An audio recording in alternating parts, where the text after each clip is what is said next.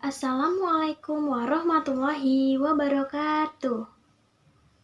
Apa kabar anak-anak? Alhamdulillah, Ibu harap kabarnya baik-baik semua ya. Nah, Ibu mau tanya nih, udah pada sarapan semuanya? Berarti udah pada semangat untuk mengikuti pelajaran hari ini ya. Oke, baik. Sebelum kita memasuki pembelajaran, ada baiknya jika kita berdoa terlebih dahulu. Berdoa ibu yang mimpin. Mari kita berdoa sesuai dengan agama dan kepercayaan kita masing-masing. Berdoa dimulai. Berdoa selesai. Sekarang ibu akan mengabsensi kalian. Siapa yang tidak hadir hari ini? Hadir semua, baik. Kalau begitu, kemarin kita telah mempelajari tentang pengertian gaya. Nah, sekarang kita juga akan membahas tentang gaya dan gerak serta macam-macam gaya. Nah, ada yang masih ingat apa itu gaya?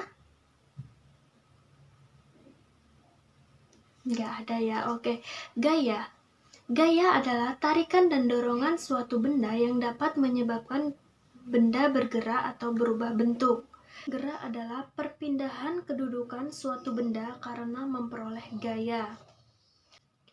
Baiklah, sebelum kita melanjutkan materi kita lebih lanjut, Ibu akan menjelaskan terlebih dahulu tujuan pembelajaran kita hari ini.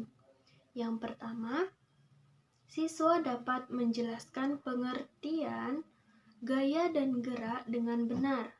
Yang kedua, siswa dapat mengidentifikasi perbedaan gaya dan gerak dengan benar. Yang ketiga, siswa dapat mempraktikkan gaya dorongan dan tarikan.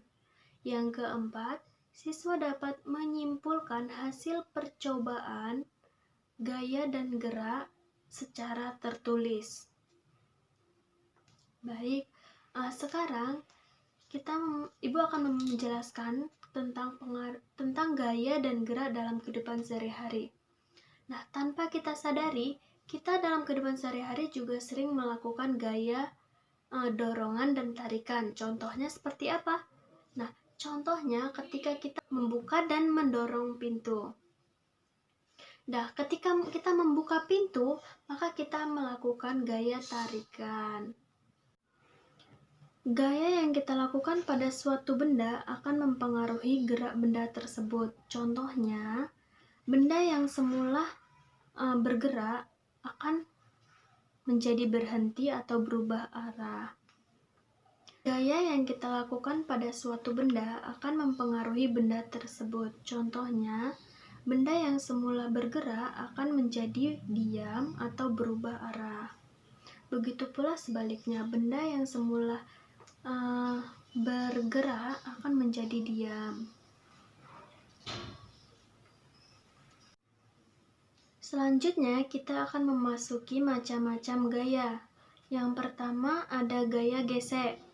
Gaya gesek adalah gaya yang ditimbulkan akibat dua permukaan benda yang saling bersentuhan.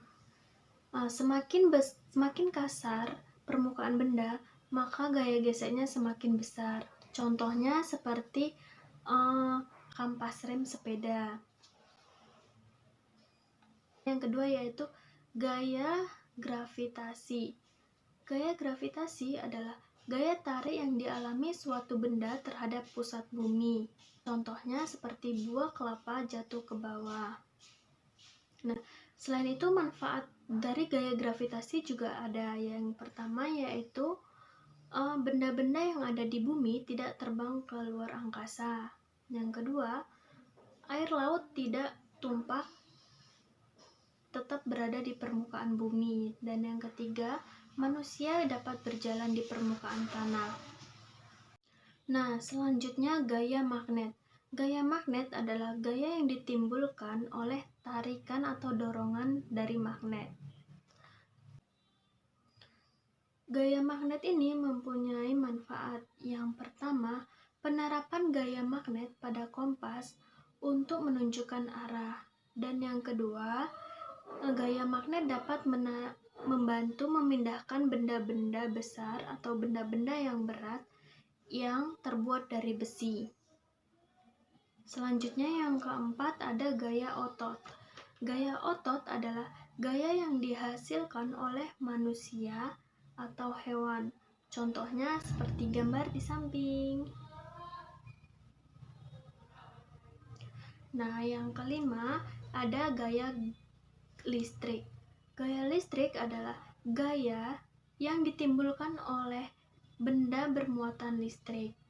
Contohnya seperti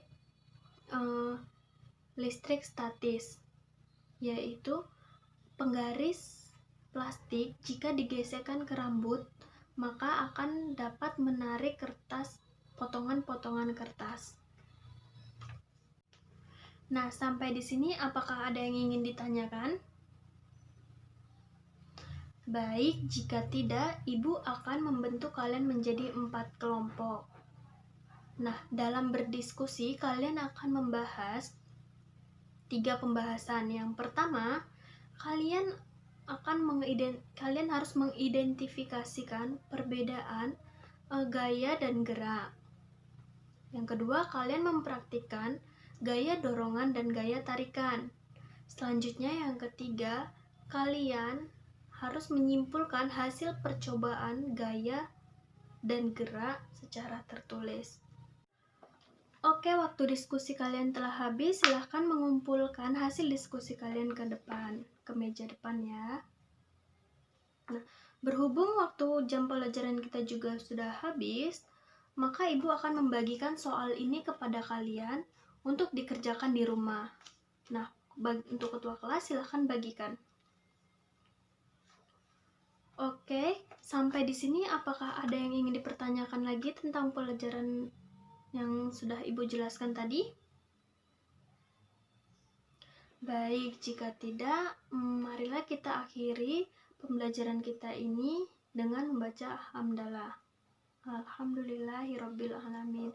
Oke, baik, sebelum kita menutup pembelajaran, kita berdoa terlebih dahulu. Ibu pimpin doanya ya. Marilah kita berdoa menurut agama dan kepercayaan kita masing-masing. Berdoa dimulai. Berdoa selesai. Baik anak-anak, pembelajaran kita sampai di sini. Kurang dan lebihnya Ibu mohon maaf. Wabillahi taufik wal hidayah. Wassalamualaikum warahmatullahi wabarakatuh.